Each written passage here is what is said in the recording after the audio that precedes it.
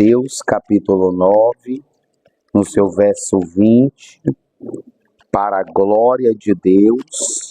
Mateus, capítulo 9, no seu verso 20, para a glória de Deus. Mateus, capítulo 9, no seu verso 20, estaremos dando continuidade à aula de alguns temas da aula passada, né? Para quem aonde nós estávamos trilhando sobre as informações do Bet Mitzvah, que representa quando Jesus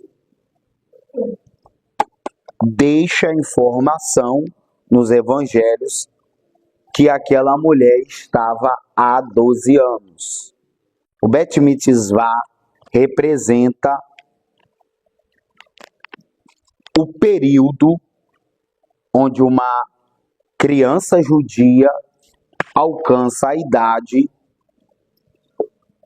de maturidade para, a partir daquele momento, ser responsável pelos seus atos, ser responsável por tudo que está atrelado em sua vida.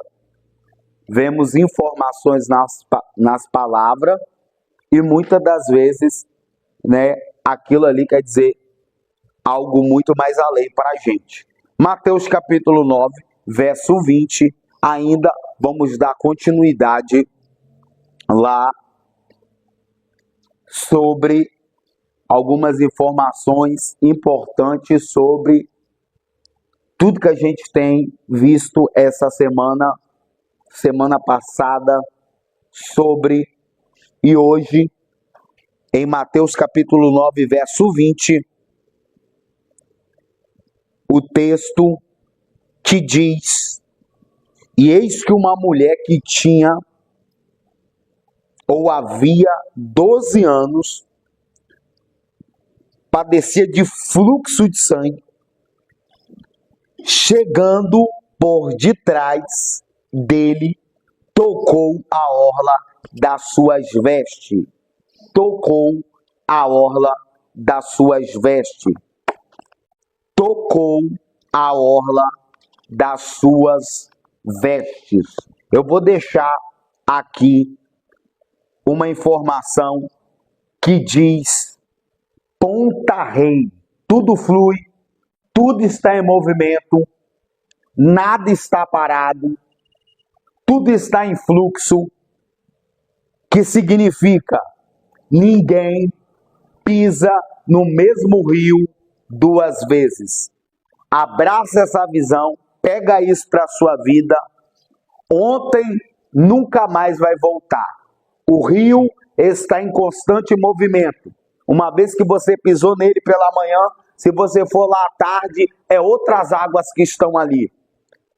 Tome nesta noite uma tendência a discernir que a sua vida está em constante movimento, em constante fluxo de vida. Tá bom, meus irmãos? Que Deus possa vos abençoar.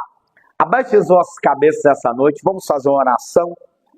Espírito Santo de Deus, tudo está oculto aos sábios, tudo está oculto aos entendidos, tudo está oculto, mas o teu Espírito Santo diz que revela aos pequeninos.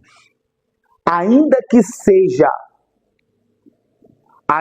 seja nesta noite uma faísca, ainda que seja uma brasa inteira, o que o Senhor nos entregar já será suficiente para suprir todas as necessidades. Espírito Santo, fica conosco, e que o teu Espírito Santo venha nos direcionar cada coração porque sem ti nada poderemos fazer. Amém, meus irmãos? Vamos lá, capítulo 9, no seu verso 20, eu separei um tema que diz os segredos do Talit. Os segredos do Talit é muito bonito. Meu coração está queimando. Você que está anotando, você coloca aí segredos do Talit. Talit com 2 L. Segredos do Talit. Segredos do Talit é o que o Espírito Santo de Deus abriu o leque. Mas, ao mesmo tempo, logo em seguida, quando o rio continuou, os segredos do Talit vai ter que ficar para outro dia, porque o que mais queimou mesmo, a última súplica. Coloca aí, a última súplica. A última súplica. Essa vai ser a gestão dessa noite. A última súplica. Introdução, meus irmãos. Tocar no Talit. O texto que nós lemos está falando que ela tocou no manto, que ela tocou na orla. Só que essa palavra significa o seguinte, que ela tocou no Talit. Ela tocou no Talit do judeu. Ela tocou no Talit de Jesus, né? Que significa o que o Talit? O Talit significa um manto.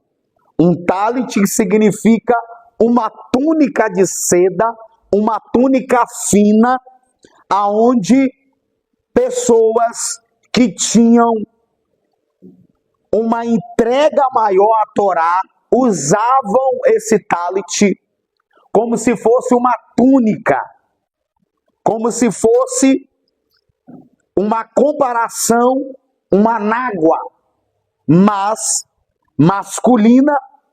O talit tinha um simbolismo, um significado muito especial para quem usava, o homem que usava. Ele estava dizendo que esse homem estava em submissão, esse homem estava também em súplica. O Senhor falou algo em meu coração. O poder da submissão, o poder da súplica. Vou dar só um parênteses para nós já sair da introdução e já ir para os próximos passos. Sem submissão não há salvação. Sem submissão, o trono da Bíblia é a submissão. O trono de uma esposa é a submissão. O trono de um esposo é a submissão. O trono do cristianismo está ligado à submissão. O Senhor trouxe ao meu coração. O ladrão mais perverso entrou em fração de segundos no céu por causa de submissão. Se tivermos algum problema com submissão, você tem um problema direto com a salvação. Você tem problema direto com a salvação. A submissão é você estar apto, se colocando agora numa posição onde você é um dos ladrões que está pendurado na cruz. Você está no meio ali de uma situação onde você tem que acreditar ou não acreditar. Isso é permissível do seu coração. Se você acredita naquela mensagem ou se você não acredita. Quando aquele homem falou, eu acredito em ti, eu acredito nas tuas palavras, em fração de segundo, uma palavra saiu da boca do Rei dos Reis, do Senhor dos Senhores, e disse para hoje ainda, você estará comigo, por causa de uma colocação de submissão. Aí submissão te afasta diretamente, com dor sem dor. com todas as ferramentas que você tiver, uma mulher com dom, sem dom, com todas as ferramentas que você tiver, te distancia automaticamente de uma entrada gloriosa. A partir daquele momento que aquele homem falou bem assim: eu não sou submisso a essa palavra, eu não respeito essa palavra. Então, meu querido, eu não tenho como te liberar uma palavra, mas esse aqui, hoje ainda, meu filho, você estará comigo. Hoje ainda você estará comigo. Ele quebrou uma grande verdade que muitas pessoas seguem. A força da religião, ela é muito grande, mas a força da submissão, ela é muito pequena. Você pode ser um excelente religioso, mas às vezes você não consegue ser um excelente homem de submissão ou uma mulher de submissão. E as submissões que o Senhor, que Cristo, ou que o setor familiar está conduzindo o homem, está conduzindo a mulher, são questões simples, são questões básicas, são questões de respeito. Eu já cheguei em casa de pastores, aonde havia uma pessoa desrespeitando diretamente e indiretamente, ou seja, sem submissão não há sucesso, não há sucesso. O sucesso, a boa perseverança, as bem-aventuranças estão tudo ligado. O sucesso de um casamento está ligado à submissão. O sucesso de uma empresa está ligado à submissão. O sucesso de uma igreja está ligado à submissão. Você nunca quebra o princípio da submissão, porque no dia que você quebrar, o inverso vai bater na sua porta, ou vai querer acertar as contas contigo. Achei isso muito interessante, porque olha para você ver, quando ela toca no talit, ela fala: eu quero estar em submissão. Temos que aprender muito ainda, tá, igreja? Ainda na introdução, os israelitas passaram muitos anos em cativeiro por causa de quê? Falta de submissão. Ou seja, às vezes a pessoa não quer se submeter, mas está pronta para passar 80 anos no cativeiro. A pessoa não está pronta para submeter no casamento, mas está pronta para sofrer mais 5 anos. A gente tem que tomar escolha a partir do conhecimento que está saindo hoje aqui para nossas vidas. Às vezes a pessoa não quer ter submissão na empresa, vai ficar desempregado, vai passar situações difíceis. Então, ou seja, a submissão, ela é louvável. Por quê, irmãos? Fazem as coisas correrem bem. Se você levantar a voz para o seu esposo em casa, você tira a ordem das coisas. Se ele levanta a voz, tira a ordem das coisas. Então, ou seja, todos nós hoje estamos sendo pegos de surpresa, porque eu nunca iria imaginar que ao olhar esse texto, que aparentemente as igrejas tanto pregam ele, mas não trazem com profundidade as informações que estão nele. Então, ou seja, minhas irmãs, coloquem o seu talit, meus irmãos, coloquem o seu talit, porque quem está em submissão, quem está em súplica, irmãos, a caminhada é longa, tá, meus irmãos? A caminhada é longa. Pastor, traz mais um fundamento sobre isso. Israel passou 430 anos de cativeiro, depois mais 80 anos de cativeiro, mais 450 anos de silêncio da voz de Deus, por causa de quê?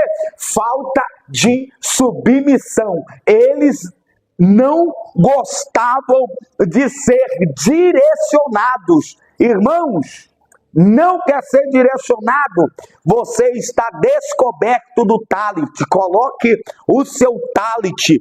Deus te dará visão, Deus te dará entendimento, Deus te dará caminhos diferentes para a sua vida, caminhos diferentes para a sua jornada.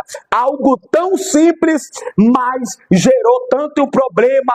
A terra abriu no deserto, por causa do quê? Insubmissão. Pessoas foram feridas por causa de submissão. Ou seja, meus irmãos, a submissão gera sucesso, a submissão gera conquista. A submissão, aparentemente aqui, meus irmãos, está trazendo uma mensagem muito poderosa para nossas vidas.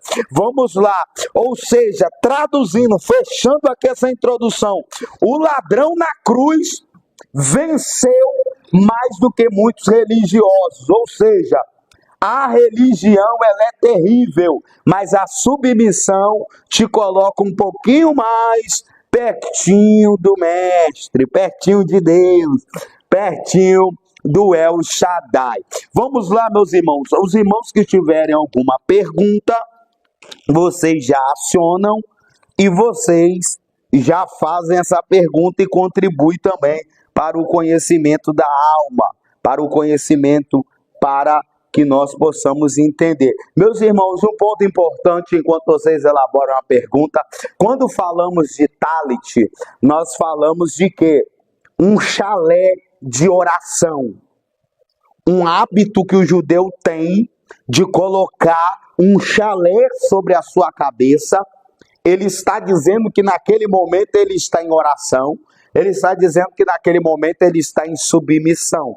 Ou seja, meus irmãos, é muito usado pelos judeus e era muito usado por Jesus, que também seguia os hábitos dos judeus. Mas quando aquela mulher, ela vem caminhando pelo chão, pela estrutura ali e toca no talent dele, toca na orla dele, toca no manto dele, aquela mulher ela estava falando bem assim: quando eu tocar no talent dele, quando eu tocar na orla dele, quando eu, com a minha fé, chegar perto do talent dele, certamente alguma coisa vai acontecer.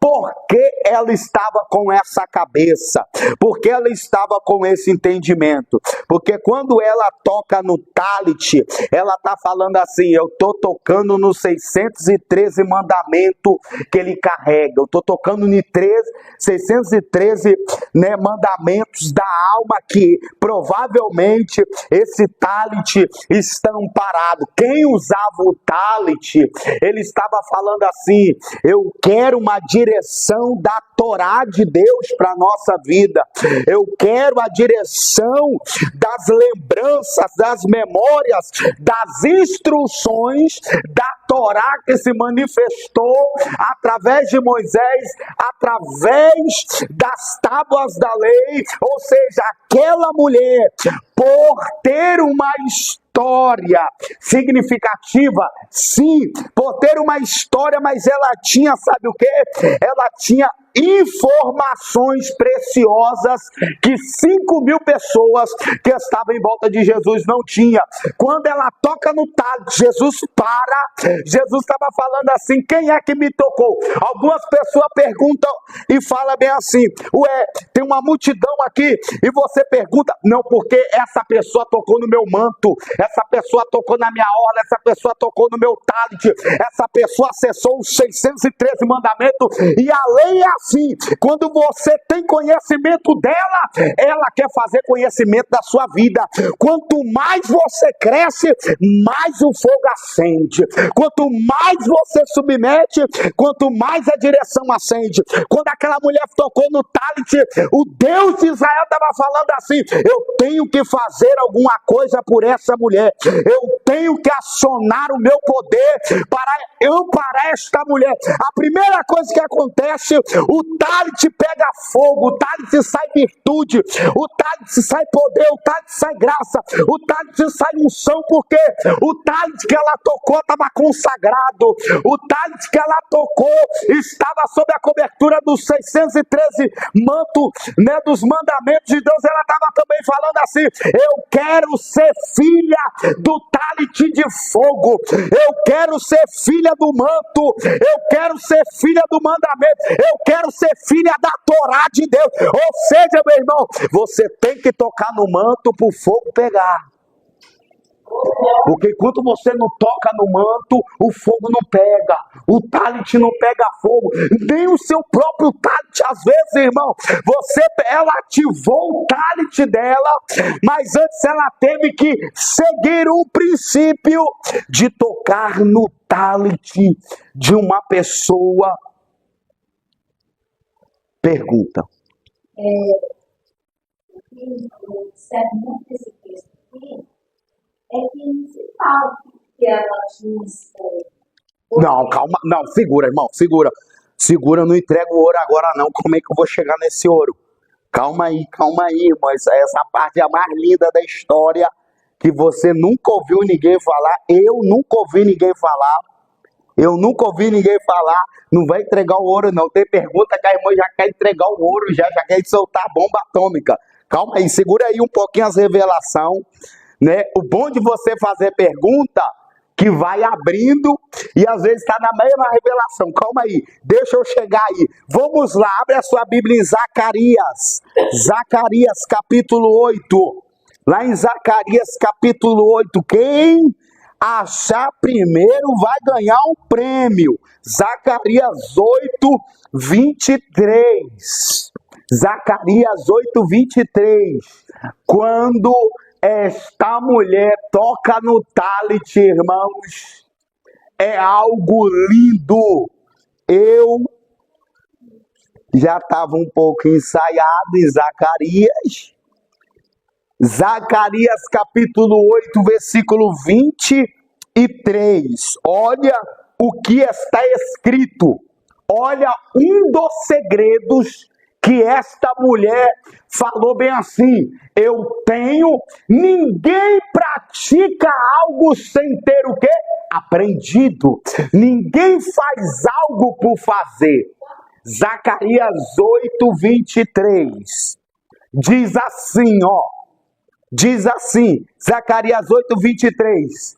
Zacarias 8, 23 está antes de Apocalipse, está antes de Gênesis, para facilitar para as vossas excelências. Ou seja, olha o que está escrito: assim diz o Senhor dos Exércitos, naquele dia sucederá que pegarão 10 homens de todas as línguas das nações, pegarão sim na orla da veste de um judeu. Pegarão na orla da veste de um judeu. Pegarão o quê? No talit. Pegarão o quê? Na orla. Pegarão o quê? No manto. Quando aquela mulher, ela toca no talit, ela visita Zacarias capítulo 8, versículo 23, que diz assim: olha, a Bíblia está falando que pegarão na orla da veste de um judeu. E eles vão dizer o quê? Nós iremos convosco, porque Deus está convosco. Quando aquela mulher tocar no talit, irmãos, ela está falando bem assim: olha, primeiro segredo. Quando ela toca no manto, ela toca no talit. Quando ela toca na orla, quando ela toca no manto, ela está dizendo o seguinte: eu estou reivindicando o direito de tocar na orla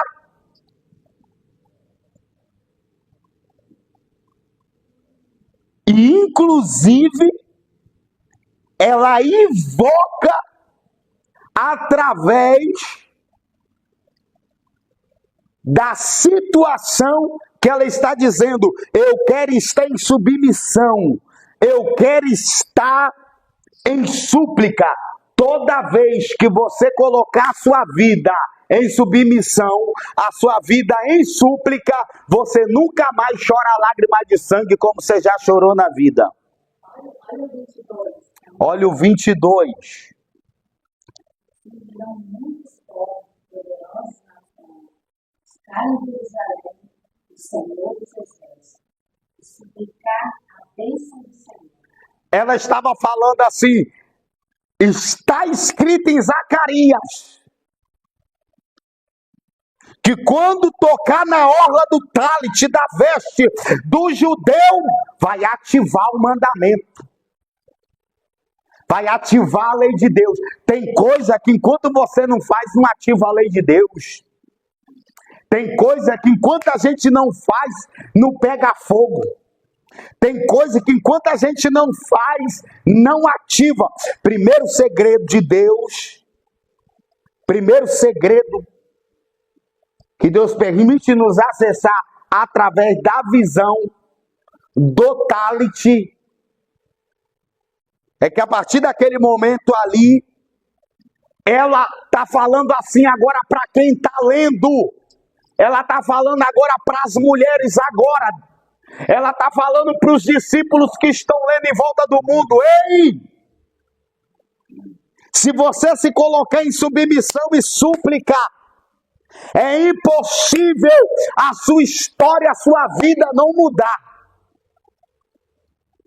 Ela está dizendo o seguinte: o meu processo de 12 anos valeu a pena, porque no processo de 12 anos tinha uma matéria que eu tinha que tocar no talit, porque quando eu tocasse no talit, eu invocava a unção que é acoberta, os 613 mandamentos dos filhos da Torá, dos filhos do Tanakh, dos filhos do rolo, dos filhos da palavra. Aquela mulher, ela estava falando: eu não tenho muita religiosidade, eu tenho intimidade. Eu não tenho religiosidade, eu tenho fé.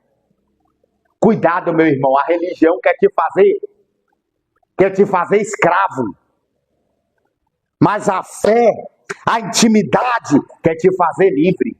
Aquela mulher está falando: eu não sou como sacerdote. Meu Deus. Eu não sou como os religiosos. Meu Deus.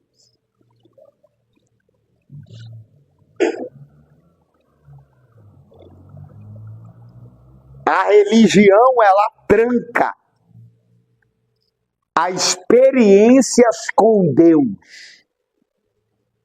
mas o talit abre porta.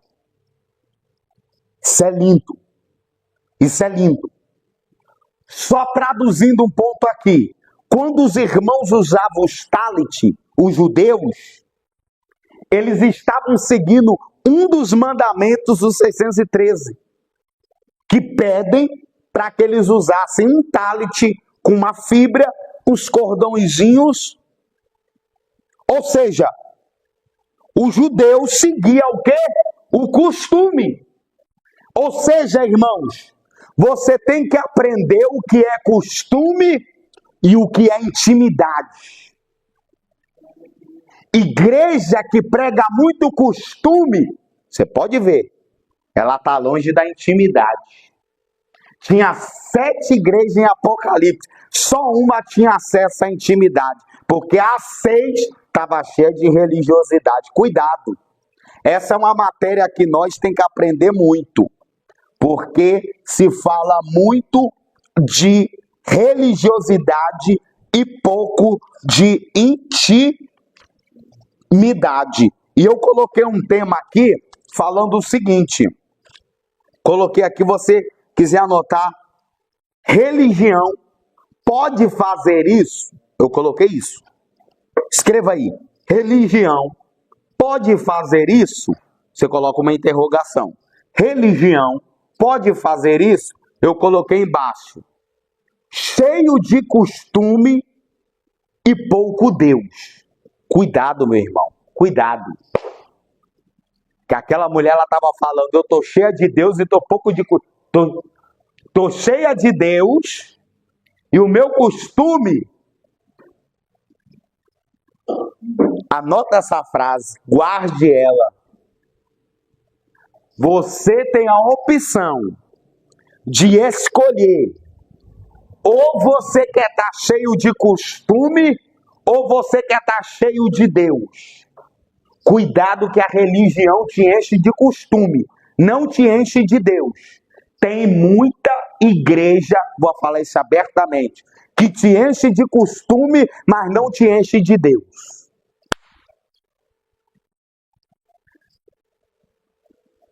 Te ensina muito costume, mas nem um pouco de Deus. Escreva isso. Nos ensina tanto costume, que quando você vai aprender mesmo sobre Deus, você até... Às vezes a pessoa nem aceita. Te ensinam muito de costume, mas pouco de quê? Ter acesso ao talent, ter acesso à intimidade. Vamos lá, ponto primeiro. O fariseu, os judeus, davam muito valor às vestes. Era um hábito, um costume da cultura. O povo judeu, eles, principalmente os religiosos, se vestem de forma mais modesta, podemos se dizer assim. Ponto 2. O costume que aquela mulher estava inserida. Às vezes, as mulheres estão inseridas em congregações onde ensinam muito costume e pouco Deus. Como está aqui. Às vezes, nós homens estamos em igrejas que tem muito costume e nem um pouco de Deus. E entra um ponto aqui. Que aquela mulher estava desfrutando de uma intimidade. Provavelmente, ela sim estava situada numa congregação, estava situada numa intimidade muito grande. Porque não tem como uma mulher praticar algo daquela forma de tocar no talent aonde 5.000 não tocava. Uma coisa é você fazer o que todo mundo faz. Outra coisa é você ter conhecimento para fazer o que ninguém está fazendo. Ela era a mulher que estava dizendo, eu estou tocando no talent porque ninguém aprendeu Zacarias 8:23. Porque os judeus, no final das nações, tocarão na orla da veste de um judeu. Porque eles entenderam que quem está com o judeu? Deus está com o judeu. Está na orla dos mandamentos que aquele povo estava seguindo. Então, quando ela tocou no talent, ela estava dizendo o quê? Ei! Eu aprendi uma aula que 5.000 pessoas não aprendeu. Cuidado, irmão. Vocês, mulheres, nós, homens, nós só vamos ter acesso o que você se permitiu aprender, o que você se permitiu trabalhar para crescer. Ponto 3. Você aprende o que te dá. Às vezes as pessoas praticam o que aprendem. Exatamente.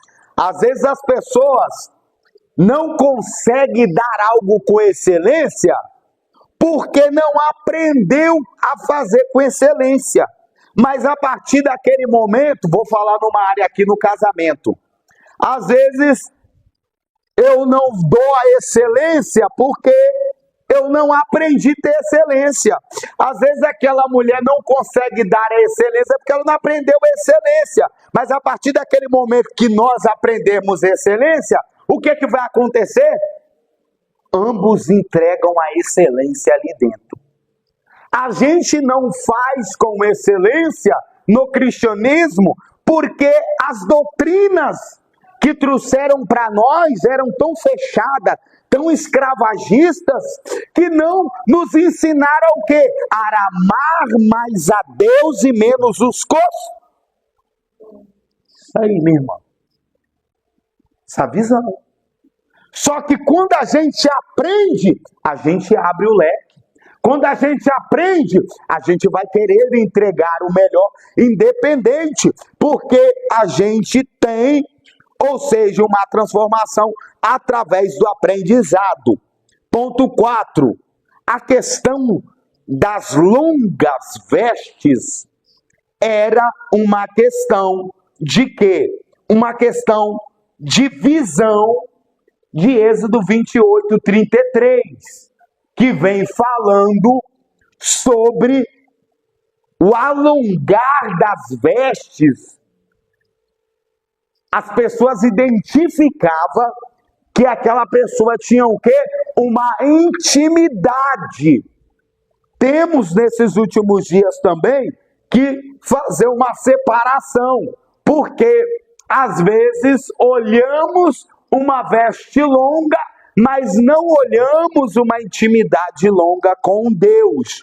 Então, muitas das vezes, meus irmãos, onde a gente vê uma situação, a gente vê aquele varão, ele não está com as vestes longas, mas o que está em peso não é a veste dele, o que está em peso é a intimidade dele, interna, pode ter mais peso do que sua veste. Muitas das mulheres, agora que estourou o tal do longo, que o longo é lindo, que o longo é bonito, muitas mulheres adotaram o longo, mas irmãos, tenha ciência que o longo não substitui o outro lado da face, ou o outro lado da moeda. Ponto 5. Relembra a lei e os mandamentos dos 613 que representa o Tanakh e a Torá. Então, quando nós falamos de talit, de orla, de manto, ou seja, as tranças que estavam ali representam os mandamentos. Então, quando ela toca no talit, ela evoca a lei para amparar a vida dela dentro daquele fluxo de sangue, dentro da derrota da vida dela, dentro do fracasso da vida dela.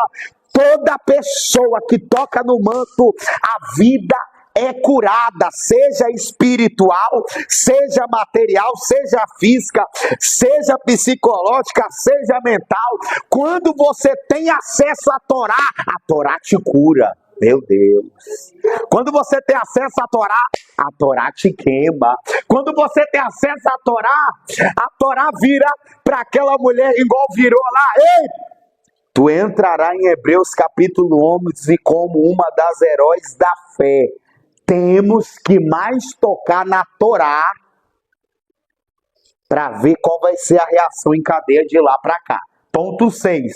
Significado espiritual e o significado material. Qual é o significado espiritual quando você coloca o talit?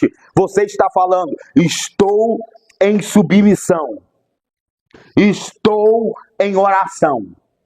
Quando você coloca o talit, pode representar a mesma coisa que aconteceu em Isaías, quando os irmãos começavam a jejuar, só que eles desciam para o jejum e passava algum tempo, eles estavam discutindo dentro do jejum, eles estavam ficando nervosos dentro do jejum, eles estavam, a Bíblia usa a expressão que eles chegavam a dar socos brutais. Se você não se controla,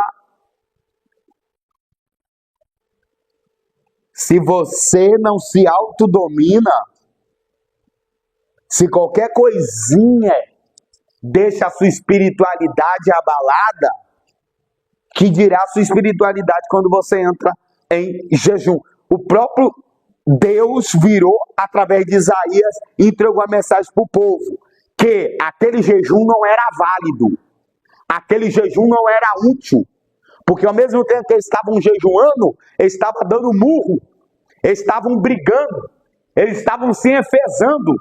Se você jejua e não fica com espírito de submissão, o seu jejum não está forte, não está consagrado, não está dominante.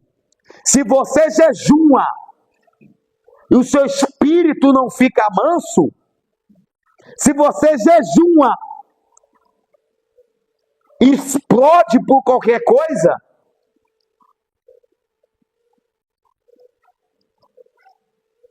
ele veio e reparou aquela situação e diz: olha, o jejum não está ligado a isso.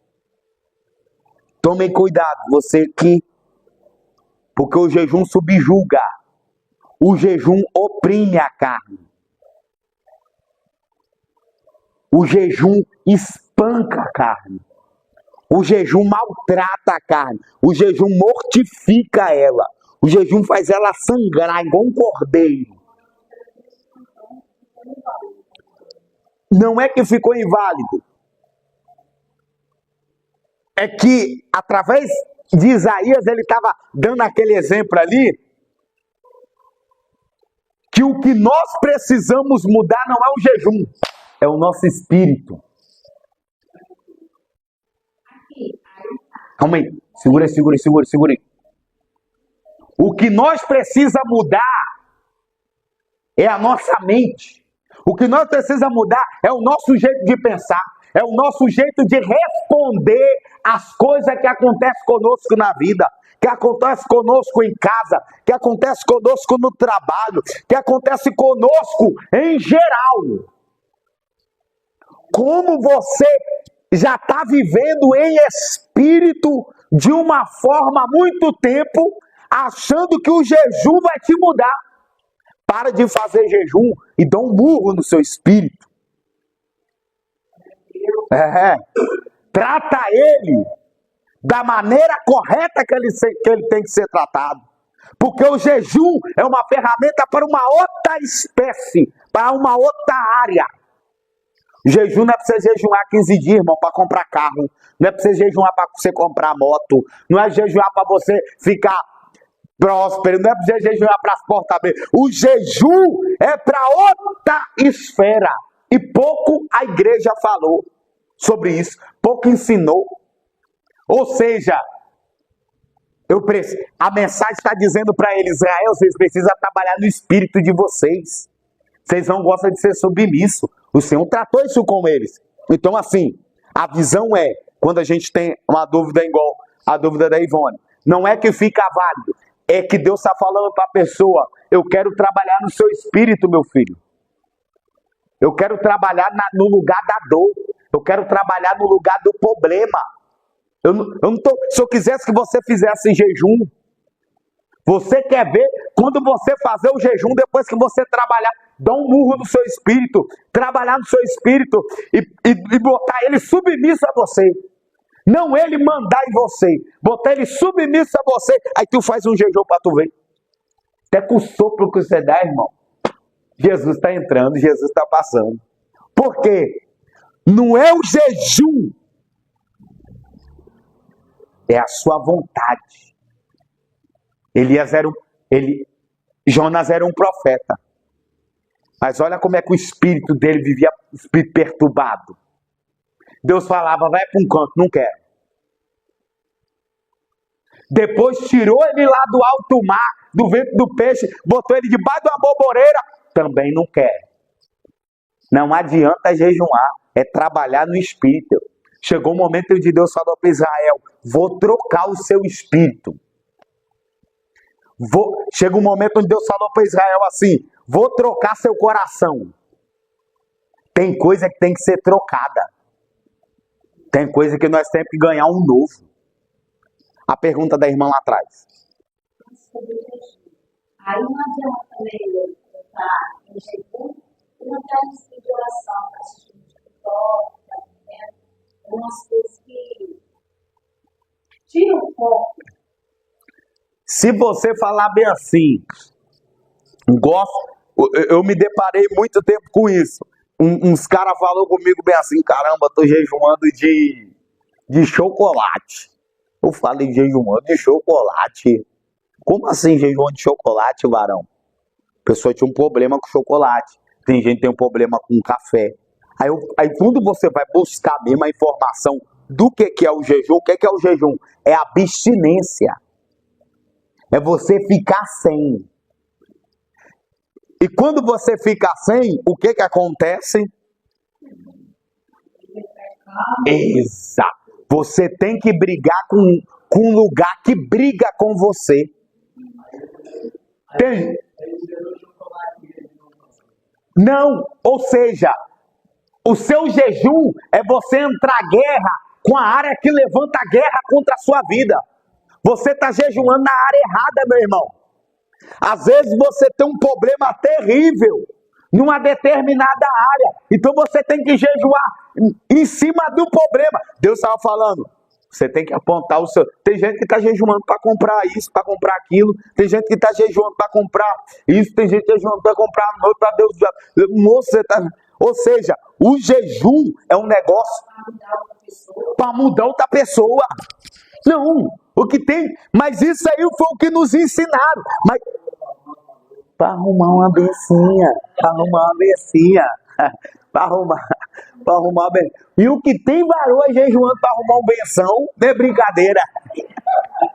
Estão pagando preço, irmão, para ver se descobre uma benção do meu diante de tanta luta. Depois entra entra nos mantos. Mas milagre ainda acontece ainda, de vez em quando. Tem que orar. E outra? Quem? Por causa disso que eu falo. Quem tem seu reverendo? Quem tem seu reverendo? Cuide bem, minha irmã. Cuide bem, dá valor, né? Faça por onde. Se Deus prosperar ele, você entra dentro da nave também. Entendeu, meu irmão? Ou seja, assim vice-versa. Irmã Maiara. Fala também? Exatamente. É porque o jejum, irmão, é uma matéria longa, tem que ser escavada, tem que ser muito estudado. Falaram muita coisa para nós que não faz parte mesmo da própria doutrina ali, que informa sobre tudo.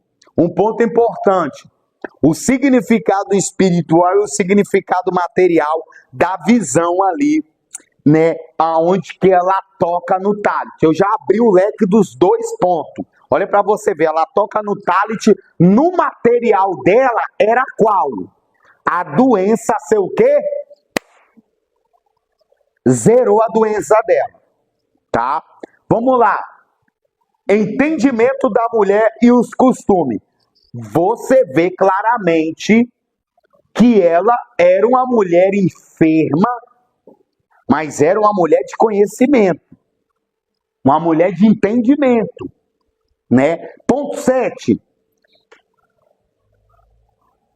Vou deixar para o final esse ponto 7 aqui, porque é a preciosidade. Vamos lá, Zacarias 8:23. Eu coloquei aqui, ó. Quando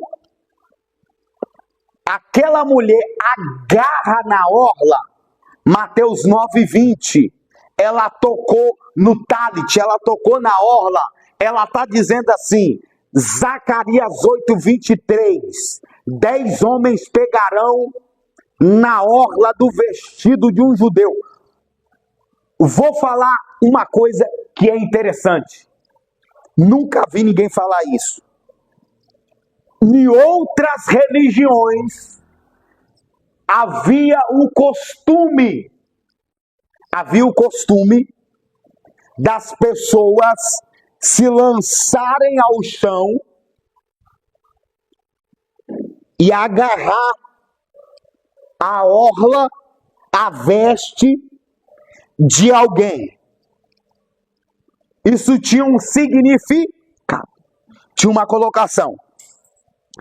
É uma visão e um costume muito antigo. o que essa mulher praticou é praticado em outras religiões.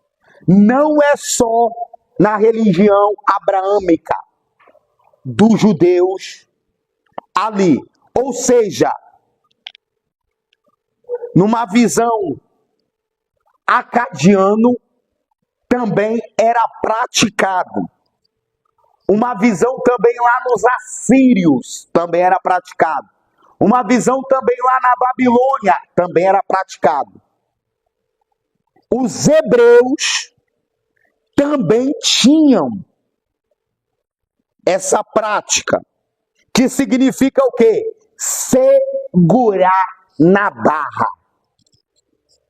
Aquela mulher está usando um princípio que já existia. Ela está falando, eu vou segurar na barra. Tanto em Israel, tanto na Mesopotâmia, tinha um significado: agarrar na orla da veste de alguém.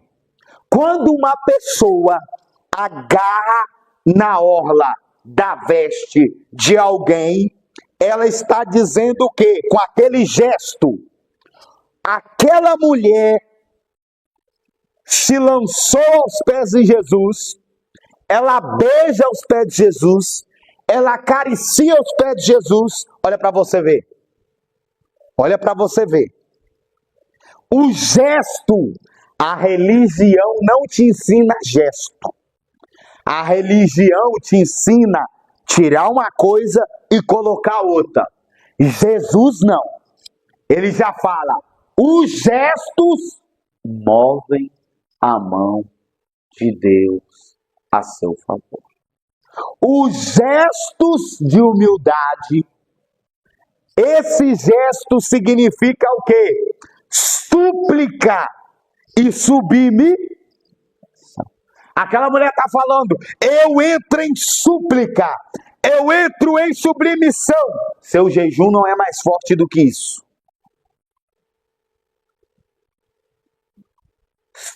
Sua oração precisa ser banhada de gesto, principalmente de submissão e súplica. Tem gente que nem ora, ele já entra em submissão, ele já entra em súplica. Era o significado quando uma pessoa se lança no talit, se lança, como aquela mulher se lançou aos pés dele também. Ela está dizendo o quê? A última súplica de misericórdia. O homem está de joelho, uma pistola apontada para a sua cabeça. Ele de joelho, ele faz um pedido de misericórdia. Tem gente que já foi salvo pelo gongo da misericórdia. Tem algum aqui que já foi salvo pelo gongo da misericórdia? Caramba, mistério, hein? Caraca, vocês têm que contar, sabia? Para agregar um pouco a nossa vida aqui, a nossa história. Quantas pessoas vêm desanimado para o estudo bíblico, achando que a vida é só aquilo. Outra coisa, sabe o que isso gera? Mais humilhação. Que nós precisamos, irmão, não é subir, é se humilhar. Nós do cristianismo, nós ficamos às vezes achando que a gente é até salvo e que a gente vai para o céu. Só que a grande verdade, meus irmãos, que a gente vê nos ensinos, é outra completamente diferente.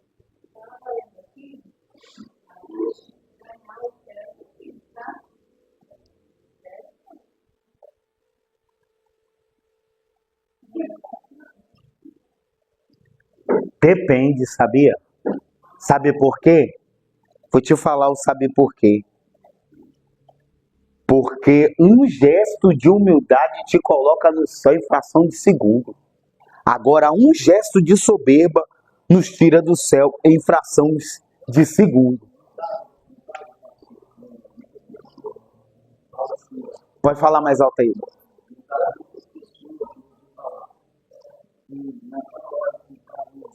falecendo, ela depende desse cara que é salvo, ela depende Um gesto tem muito poder. Um gesto tem. Porque a graça mesmo, ela fala que não é pelas obras, mas é dons de Deus.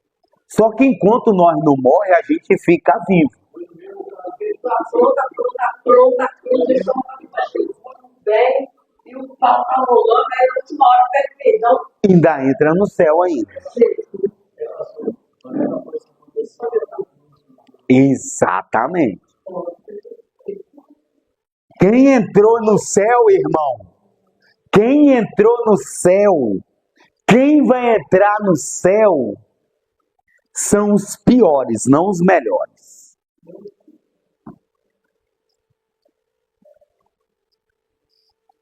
Isso aí que muita gente não entende. O ladrão, salteador e bandido. Se não fosse outras demais coisas. Hoje ainda, o que ele fez? Jejuou? Batizou? Por que Jesus deixou assim? Agora, o que nós temos que tomar cuidado, esse período que você está vivo, meu irmão. Escolha que você vai tomar, escolha que você vai fazer, decisões que você vai tomar na Bíblia, na vida, o que você vai escolher, o que não vai escolher. É o que eu sempre falo. A nossa balança na vida, ela tem que estar mais para... A gente tem que jogar a bola para frente, para frente, para frente, para frente, para frente, para frente, até chegar a um ponto das coisas boas tá maior do que as ruins que a gente fez. Você só não vai tacar só bola no gol, não. Muita gente, nesse período, cai na besteira, né, de usar aquela palavra chamada prepotência. Se nem João Batista, que era primo de Jesus, falou: eu não sou de desatar a alpaca dos pés desse homem, que dirá eu e você, meu irmão? Então, ou seja, João Batista está falando assim, a visão que eu tenho, quanto mais você desce, mais você vê seus erros, para trabalhar os seus acertos. Então isso, muitas das vezes, pode ser a nossa salvação. Porque você nunca está se achando, você sempre está se colocando numa posição inferior. A Bíblia diz que você tem que colocar os seus irmãos maiores do que você. Colocar eles superiores a você e você está submisso a eles. Isso se chama o quê? Irmãos que estão em reino de Deus. Quando o irmão está fora do reino, o que acontece? Ele não é submisso a ninguém. Aí tem a igreja física e tem uma igreja chamada espiritual, que é uma igreja global, que todos estão conectados nela espiritualmente. Quando aquela mulher lá da Austrália levanta a mão, Senhor, abençoa todos os meus irmãos em volta do mundo, essa oração chega aqui em vocês, meus irmãos. Quando você do Brasil levanta, Senhor, abençoa as mulheres que estão na mesma situação que eu no mundo, as mulheres em volta do mundo são amparadas. Então, irmãos, a Bíblia diz que o reino de Deus não é comida e nem bebida, mas é paz, justiça e gozo com o Espírito Santo. Então, muitas das vezes, você quer saber se você está vinculado ao reino ou fora dele, é quando você olha princípios bem pequenos, mas tem um poder muito grande. Quando aquela mulher, ela se lança, ela estava falando assim, é o meu último pedido de misericórdia. É o meu último pedido de misericórdia. E quando você abre em Zacarias 8:23, quando fala 10 homens pegarão na orla do judeu, por quê? Ela está dizendo, iremos convosco, porque Deus está convosco. E Emanuel quer dizer o quê? Deus conosco. Ou seja, quando ela toca no talit, ela evoca automaticamente o Tanakh, ela evoca a Torá, ela evoca o rolo, ela evoca as profecias. Quando você ora dentro do entendimento das profecias, não tem corrente que te segura, não tem mal que te segura, não tem situação do outrora que te segura, porque quando ela entra ali, ela fala: iremos convosco. Eu aceito os mandamentos, eu aceito ser filho da Torá, eu aceito ser filho da submissão, eu aceito essa direção. A religião, ela não é tão forte como isso. Isso te coloca conectado com Deus. A religião te conecta com ela mesma, com os dogmas, te conecta com os rituais, te conecta com isso. Porque foram lá no monte 2 pessoas, o que aconteceu lá? O cara falou: eu dou dízimo e eu oro 2 vezes durante o dia. O outro falou o quê? Eu me humilho, eu desço, eu me humilho e eu desço. O céu abriu e falou: esse desceu justificado. Ou seja, gestos que mexem mais com Deus do que a religião. Se as igrejas te levarem para o costume, você vai ser uma pessoa cheia de costume e com pouca intimidade com Deus, pouca experiência, pouco acesso a Deus, pouca intimidade, pouca graça. Então, muitas das vezes, entra um ponto muito importante. A última súplica é o período que aquela mulher ali está com um revólver sobre a sua cabeça, de joelho prostrado ali. No passado se tinha uma cultura onde enterrava o homem e só deixava só a cabeça dele para o lado de fora. E ali ele tinha que fazer um pedido de misericórdia. Você já passou algum processo na sua vida que você falou: esse vai ser o meu último suspiro de vida? Você já passou uma situação onde a lágrima estava descendo? Pessoas que a pistola mascou quando foi apertada. Pessoas que alguns minutos antes você estava vendo a morte. Você viu a morte passar na sua frente. Você ganhando um bebê. Ali o médico chega, arranca o bebê. Mas a tua vida está no fio da navalha. Às vezes ocorreu uma situação na sua vida ali, aonde você caiu nas mãos de homens, como diz a Bíblia, homens sanguinários, e a sua vida passou por um trisco pela morte. Às vezes você estava ali dirigindo um carro, ia bater de frente com a carreta, e você falou com Deus assim: Deus, me dá mais uma chance, me dá mais uma oportunidade. Aquela mulher, quando ela se lança no talit, ela está falando: é o meu último pedido de súplica depois desses 12 anos. A minha história tem que mudar. A minha vida tem que mudar. A minha caminhada precisa mudar. A minha submissão. Tem gente que falou com Deus: se Deus me tirar dessa situação, eu vou obedecer. Cadê, papai, que não está obedecendo? Tem gente que falou com Deus: se Deus abrir essa porta de trabalho para mim, papai, mas eu vou esmurrar. Eu vou esmurrar aquela cadeira com oração. Eu vou esmurrar aquela cadeira. Deus, se eu sair desse convite, se eu sobreviver, Senhor, fica trabalhando até 1h da manhã, onde você vai parar. Cuidado, irmão. Deus se lembra muito o que você falou com ele. Deus, cuidado. Essa mulher, quando ela lança no talit, ela estava falando assim: a minha vida agora vai ter essa direção. Cuidado. Irmã Eliette que conta a história, meu Deus do céu, forte. Olha aí a bomba atômica, olha aí o trabalho da mulher, quebrando para tudo quanto é lado. Uma experiência que eu tive, Então, só que eu nem imaginava na presença. Mas eu frequentava muito a meditação carismática, eu fumava. Eu estava com asma, mas um dia, bastante já eu falei assim para Deus: Senhor, me liberta desse vício, desse vício de mim. Nem que eu tenha que ficar sem um rim, mas que ainda eu fique viva, mas coberta. Ó, no dia que eu parava no socorro, aí eu recebi um cigarro, eu fui estragado, eu parei de fumar. Aí depois, voltei a fumar com companhia, voltei de novo a fumar. Você falou com Deus que Deus ia ser a sua vida ia ser Deus. Cuidado que Deus está de olho, ele te pega na curva. O professor falou: você é doida? Você pediu para Deus que ainda te tirasse o rim, se eu tivesse tirado. Cuidado.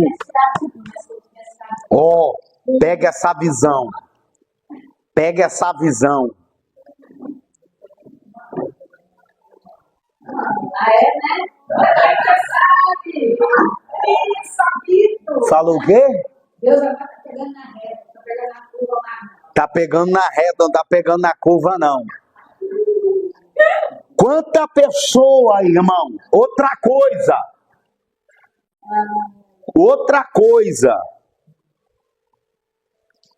Tem gente que acha mesmo que vai dar um golpe em Deus. Tem gente que acha que vai dar um golpe em Deus. Tem gente que acha, irmãos. Mas ele só acha. Ele só acha. O último pedido de misericórdia que eu tenho certeza que muitos de nós aqui já fez. Meu irmão, você falou coisa com Deus que até hoje, às vezes, eu e você não conseguiu praticar 1%.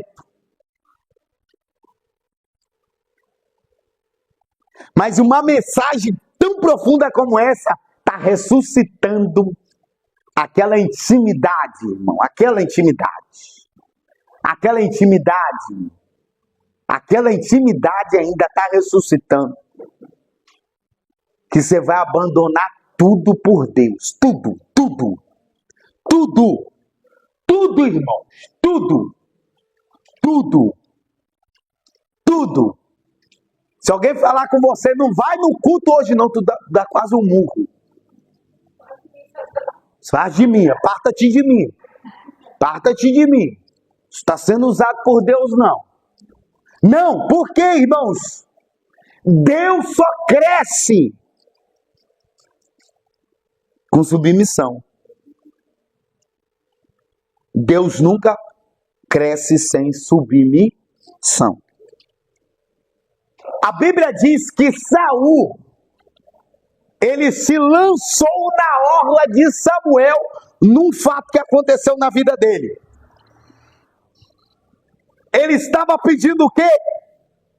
Submissão e súplica. Que nunca seja tarde demais para algumas pessoas. Que nunca seja tarde demais para algumas pessoas. Que Deus lembra muito bem o que eu e você falou. Deus sabe muito bem.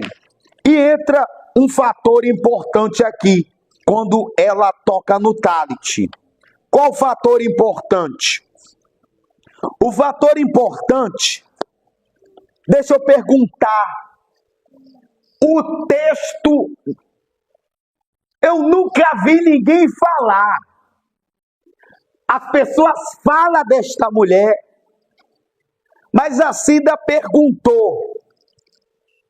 E a pergunta que o Senhor fez gerar e fez eu visualizar foi que quem tem fluxo de sangue não pode ser casada. Quem tem fluxo de sangue não pode ter filho. Quem tem fluxo de sangue não tem uma vida estável ou uma vida feliz. Só que, uma mensagem para vocês pregar, porque ninguém está pregando isso. Depois que ela toca no talit e é estancado, ninguém conta a vida dela depois. Ela gerou. Ela casou, irmão.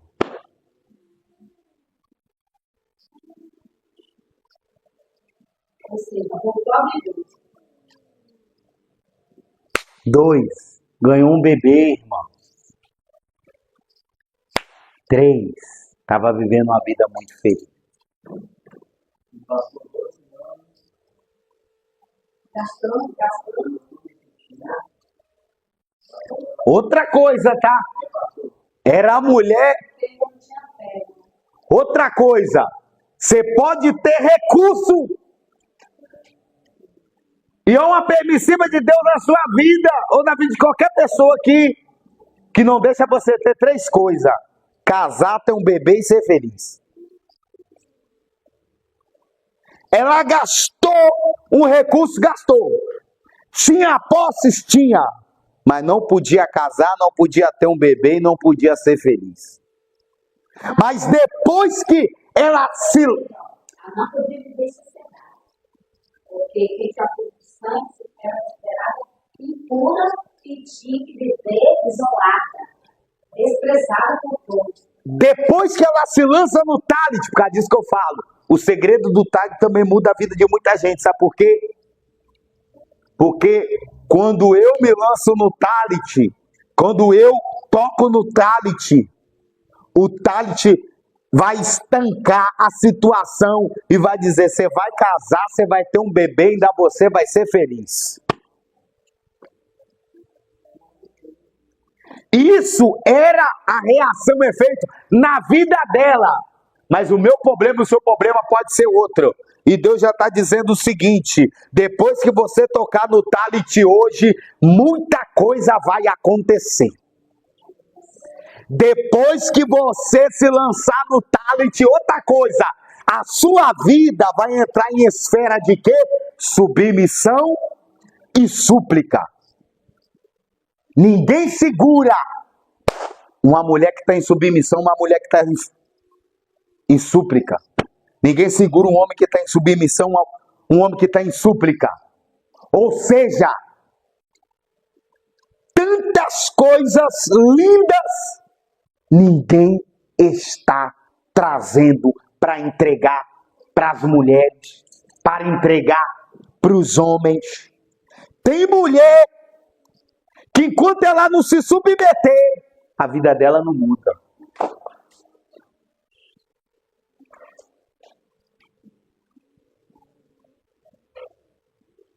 Tem homem que enquanto ele não submeter também, a vida dele não muda.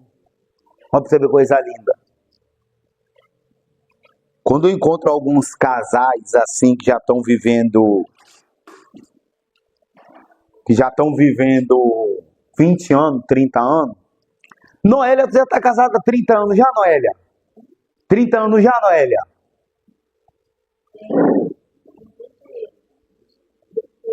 25. Eu conversando com o Mauro, esses dias Mauro falou, sabe o que? Algo interessante que nós podemos aplicar aqui. A minha esposa me deu um conselho X. E eu vou seguir aquele conselho ali. Irmão, casamento que dá dando certo, que tá dando certo, ou que pode dar mais certo, é o quê? É quando também as igrejas começam a trazer essa visão aqui. Trazer esse conhecimento. Olha para você ver. Eu rapidamente fui atender o pastor Mauro e com um pouquinho de sentar com ele, eu já aprendi mais um segredinho para o casamento dar certo. Ou seja,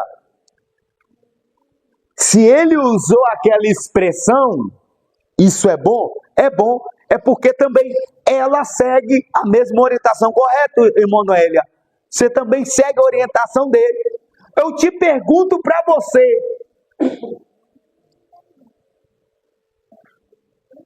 Olha para você ver como as coisas estão simples, mas a igreja está tirando o conhecimento de Deus. A igreja é casa de lei, é casa de conhecimento, é casa de informação. Nós não podemos ficar com a preciosidade dessa em nossas mãos, vivendo ou nos comportando de maneiras que isso não fosse o quê? Importante. Tem ciclos da nossa vida que está se fechando hoje, porque você vai tocar no talent. E outra,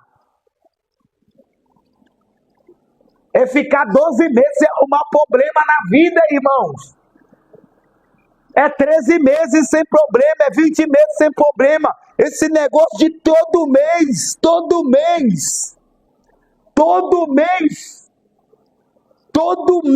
irmãos, todo mês, vamos trazer a nossa família para o conhecimento, vamos batizar até de novo na Bíblia. Esse dia chegou uma menina aqui para reunir conosco, falou bem assim: nossa, o meu pastor me batizou com 5 minutos. Irmão, não tem problema te batizar com 5 minutos não. O problema é o seu pastor, no mínimo, ter um pouquinho de informação para entender o seguinte: você é uma mãe casada ou uma mãe solteira? Você tem um esposo ímpio? Você tem um esposo da igreja? Você tem filho? Você não tem filho? Qual é a situação do momento? Ah, minha situação é X, pastor. Então vamos aqui, senta aqui. Olha só, a visão é essa. Tem uma visão para você pisar mais longe. Para você ir mais longe. Porque o reino de Deus tem que te preparar para coisa grande. Tem que te preparar. O reino de Deus prepara pessoas. Chega um tigre, quer casar com uma das irmãs da igreja, e aí? Já pensou se a irmã não tiver perfil nenhum? Já pensou, irmão, você tem um tigre, você quer casar com o tigre não tem perfil nenhum. Só que a igreja ela já te leva para emergir no preparo. No preparo. No preparo. Vamos batizar na palavra. Ah, pastor, o que você acha? Eu não acho muita coisa não, mas eu posso dar o meu parecer. O meu parecer é que a vida de cada um se encontra em situações, em fluxos diferentes. Uma pessoa faz de um jeito, outra pessoa faz de outro, outra pessoa trabalha de outro. Mas é correto e é bom instruir. Para o quê? Você nunca sabe. Você nunca sabe. Tem gente que quer ficar... Tem gente que estava pensando assim: vou ficar mais solteiro. Não, tem que casar. Tem gente que estava falando assim: vou casar. Tem gente que já vai ficar um pouquinho mais solteiro. Por quê? O talent é fundamental. Para quê? Submissão e súplica. Agora, já pensou, irmão? Esse monte de bênção debaixo de uma lei dessa, debaixo de uma autoridade dessa, debaixo de um manto desse.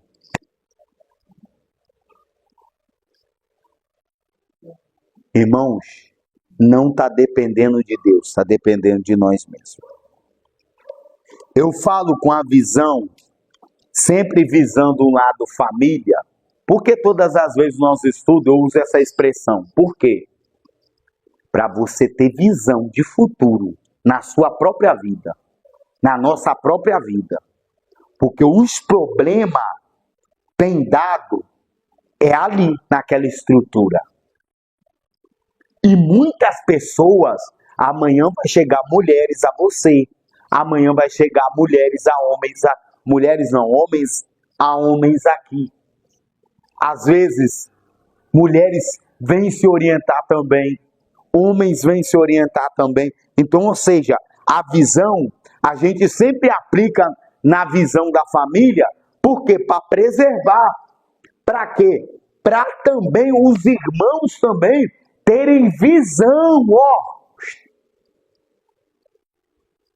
O judeu rabino falou uma frase: no dia que um homem se separa, até o altar chora. Pega essa visão. Pega essa visão. O altar chora. Para você ver que o negócio é profundo. Meus irmãos, temos muito a aprender. Que Deus abençoe os irmãos. Perguntas? Perguntas.